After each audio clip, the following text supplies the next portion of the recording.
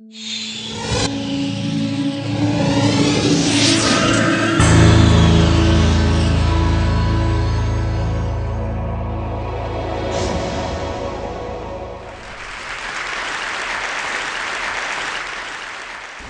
do you explain when things don't go as we assume? Or better, how do you explain when others are able to achieve things that seem to defy all of the assumptions? For example, why is Apple so innovative? Year after year after year after year, they're more innovative than all their competition. And yet, they're just a computer company. They're just like everyone else. They have the same access to the same talent, the same agencies, the same consultants, the same media. Then why is it that they seem to have something different? Why is it that Martin Luther King led the civil rights movement? He wasn't the only man who suffered in a pre-civil rights America, and he certainly wasn't the only great orator of the day. Why him?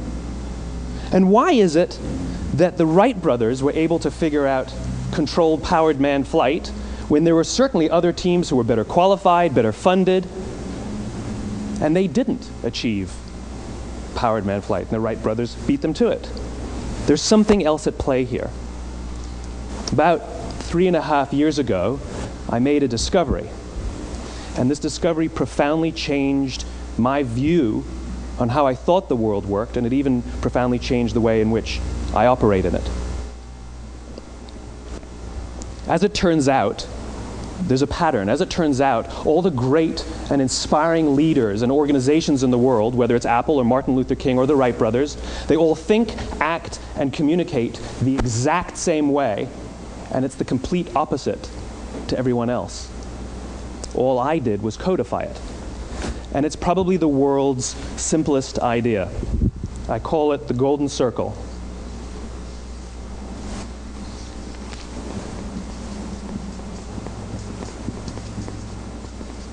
Why, how, what? This little idea explains why some organizations and some leaders are able to inspire where others aren't. Let me define the terms really quickly. Every single person, every single organization on the planet knows what they do, 100%. Some know how they do it, whether you call it your differentiating value proposition or your proprietary process or your USP. But very, very few people or organizations know why they do what they do. And by why, I don't mean to make a profit. That's a result. It's always a result. By why, I mean what's your purpose? What's your cause? What's your belief? Why does your organization exist? Why do you get out of bed in the morning? And why should anyone care? Well, as a result, the way we think, the way we act, the way we communicate is from the outside in. It's obvious. We go from the clearest thing to the fuzziest thing. But the inspired leaders and the inspired organizations, regardless of their size, regardless of their industry, all think, act, and communicate from the inside out.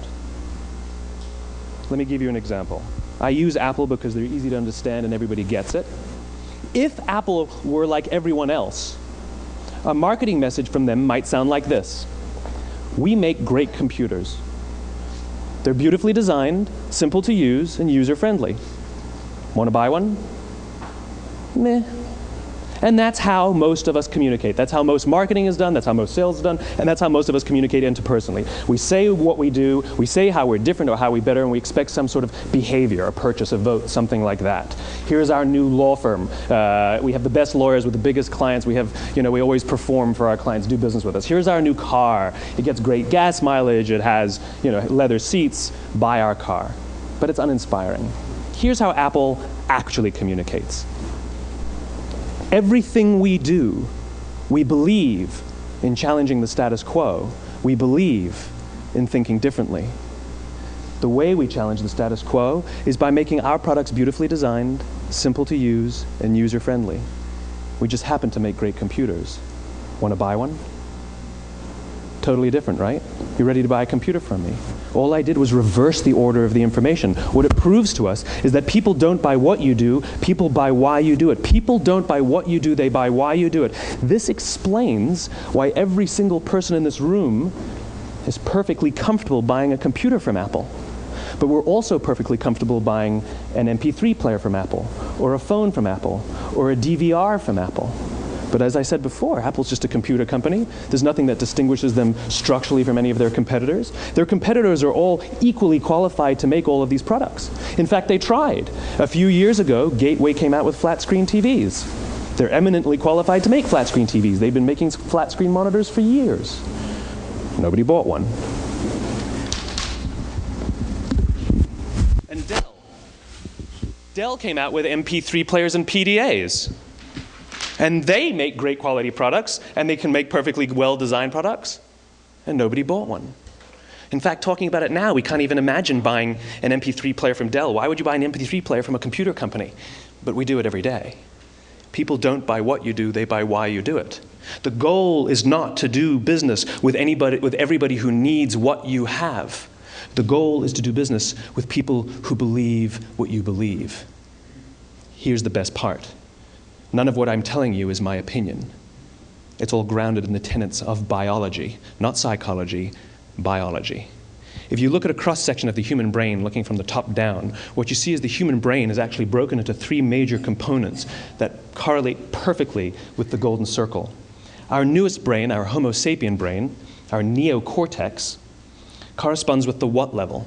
The neocortex is responsible for all of our rational and analytical thought and language.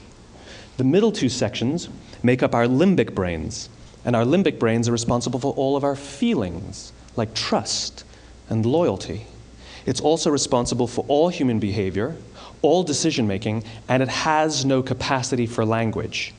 In other words, when we communicate from the outside in, yes, people can understand vast amounts of complicated information like features and benefits and facts and figures.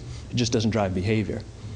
When we communicate from the inside out, we're talking directly to the part of the brain that controls behavior, and then we allow people to rationalize it with the tangible things we say and do.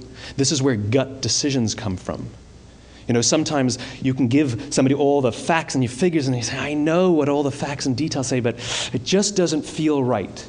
Why would we use that verb? It doesn't feel right. Because the part of the brain that controls decision-making doesn't control language. And the best we can muster up is, I don't know, it just doesn't feel right. Or sometimes you say you're leading with your heart, or you're leading with your soul. Well, I hate to break it to you, those aren't other body parts controlling your behavior. It's all happening here in your limbic brain, the part of the brain that controls decision-making and not language. But if you don't know why you do what you do, and people respond to why you do what you do, then how will you ever get people to vote for you or buy something from you, or more importantly, be loyal and want to be a part of what it is that you do? Again, the goal is not just to sell people who need what you have. The goal is to sell to people who believe what you believe. The goal is not just to hire people who need a job. It's to hire people who believe what you believe. I always say that, you know, there's if you hire people just because they can do a job, they'll work for your money. But if you hire people who believe what you believe, they work for you with blood and sweat and tears. And nowhere else is there a better example of this than with the Wright brothers. Most people don't know about Samuel Pierpont Langley. And back in the early 20th century, the pursuit of powered man flight was like the .com of the day. Everybody was trying it. And Samuel Pierpont Langley had what we assume to be the recipe for success. I mean, even now, you ask people, why did your product or why did your company fail? And people always give you the same permutation of the same three things. Undercapitalized, the wrong people, bad market conditions. It's always the same three things. So let's explore that. Samuel Pierpont Langley was given $50,000 by the War Department to figure out this flying machine. Money was no problem. He held a seat at Harvard and worked at the Smithsonian and was extremely well connected. He knew all the big minds of the day. He hired the best minds money could find, and the market conditions were fantastic. The New York Times followed him around everywhere, and everyone was rooting for Langley. And how come we've never heard of Samuel Pierpont Langley? A few hundred miles away in Dayton, Ohio, Orville and Wilbur Wright. They had none of what we consider to be the recipe for success. They had no money. They paid for their dream with the proceeds from their bicycle shop. Not a single person on the Wright brothers' team had a college education, not even Orville or Wilbur. And the New York Times followed them around nowhere. The difference was Orville and Wilbur were driven by a cause, by a purpose, by a belief. They believed that if they could figure out this flying machine, it'll change the course of the world. Samuel Pierpont Langley was different. He wanted to be rich, and he wanted to be famous. He was in pursuit of the result. He was in pursuit of the riches. And lo and behold, look what happened. The people who believed in the Wright brothers' dream worked with them with blood and sweat and tears. The others just worked for the paycheck. And they tell stories of how every time the Wright brothers went out, they would have to take 5 sets of parts because that's how many times they would crash before they came in for supper. And eventually, on December 17th, 1903, the Wright brothers took flight. And no one was there to even experience it. We found out about it a few days later. And further proof that Langley was motivated by the wrong thing, the day the Wright brothers took flight, he quit. He could have said, "That's an amazing discovery, guys, and I will improve upon your technology." But he didn't. He wasn't first. He didn't get rich. He didn't get famous. So he quit. People don't buy what you do, they buy why you do it. And if you talk about what you believe, you will attract those who believe what you believe. Well, why is it important to attract those who believe what you believe?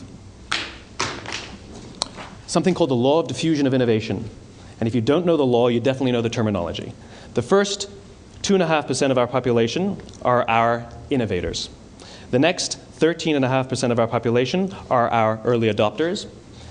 The next 34% are your early majority, your late majority, and your laggards.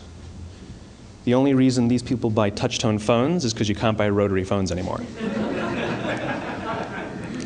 We all sit at various places at various times on the scale, but what the law of diffusion of innovation tells us is that if you want mass market success or mass market acceptance of an idea, you cannot have it until you achieve this tipping point between 15 and 18% market penetration, and then the system tips. And I love asking businesses, what's your conversion on new business? And they love to tell you, oh, it's about 10%, proudly. Well, you can trip over 10% of the customers. We all have about 10% who just get it. That's how we describe them, right? That's like that gut feeling, oh, they just get it. The problem is, how do you find the ones that just get it before you're doing business with them versus the ones who don't get it? So it's this here, this little gap, that you have to close, as Geoffrey Moore calls it, crossing the chasm. Because you see, the early majority will not try something until someone else has tried it first. And these guys, the innovators and the early adopters, they're comfortable making those gut decisions. They're more comfortable making those intuitive decisions that are driven by what they believe about the world and not just what product is available. These are the people who stood online for 6 hours to buy an iPhone when they first came out, when you could have just walked into the store the next week and bought one off the shelf. These are the people who spent $40,000 on flat-screen TVs when they first came out, even though the technology was substandard. And by the way, they didn't do it because the technology was so great. They did it for themselves. It's because they wanted to be first. People don't buy what you do, they buy why you do it. And what you do simply proves what you believe. In fact, people will do the things that prove what they believe. The reason that person bought the iPhone in the first 6 hours, or stood in line for 6 hours, was because of what they believed about the world and how they wanted everybody to see them. They were first. People don't buy what you do, they buy why you do it. So let me give you a famous example, a famous failure and a famous success of the law of diffusion of innovation. First, the famous failure. It's a commercial example. As we said before a second ago, the recipe for success is money and the right people and the right marketing conditions, right? You should have success then. Look at Tivo. From the time Tivo came out about 8 or 9 years ago to this current day, they are the single highest quality product on the market. Hands down, there is no dispute. They were extremely well-funded. Market conditions were fantastic. I mean, we use Tivo as a verb. I Tivo stuff on my piece of junk Time Warner DVR all the time. But Tivo is a commercial failure. They've never made money. And when they went IPO, their stock was at about $30 or $40 and then plummeted, and it's never traded above 10. In fact, I don't think it's even traded above 6, except for a couple of little spikes. Because you see, when Tivo launched their product, they told us all what they had. They said, we have a product that pauses live TV, skips commercials, rewinds live TV, and memorizes your viewing habits without you even asking. And the cynical majority said, we don't believe you, we don't need it, we don't like it, you're scaring us. What if they had said, if you're the kind of person who likes to have total control over every aspect of your life, boy, do we have a product for you. It pauses live TV, skips commercials, memorizes your viewing habits, etc., etc. People don't buy what you do, they buy why you do it, and what you do simply serves as the proof of what you believe. Now let me give you a successful example of the law of diffusion of innovation. In the summer of 1963, 250,000 people showed up on the Mall in Washington to hear Dr. King speak. They sent out no invitations, and there was no website to check the date. How do you do that? Well, Dr. King wasn't the only man in America who was a great orator. He wasn't the only man in America who suffered in a pre-civil rights America. In fact, some of his ideas were bad. But he had a gift. He didn't go around telling people what needed to change in America. He went around and told people what he believed. I believe, I believe, I believe, he told people. And people who believed what he believed took his cause and they made it their own, and they told people. And some of those people created structures to get the word out to even more people. And lo and behold, 250,000 people showed up on the right day, on the right time to hear him speak. How many of them showed up for him? 0. They showed up for themselves. It's what they believed about America that got them to travel on a bus for 8 hours to stand in the sun in Washington in the middle of August. It's what they believed, and it wasn't about black versus white. 25% of the audience was white. Dr. King believed that there are 2 types of laws in this world, those that are made by a higher authority and those that are made by man. And not until all the laws that are made by man are consistent with the laws that are made by the higher authority will we live in a just world. It just so happens that the civil rights movement was the perfect thing to help him bring his cause to life. We followed him not for him, but for ourselves. And by the way, he gave the I have a dream speech, not the I have a plan speech. Listen to politicians now with their comprehensive 12-point plans. They're not inspiring anybody. Because there are leaders and there are those who lead. Leaders hold a position of power or authority, but those who lead inspire us. Whether they're individuals or organizations, we follow those who lead, not because we have to, but because we want to. We follow those who lead, not for them, but for ourselves. And it's those who start with why that have the ability to inspire those around them or find others who inspire them. Thank you very much.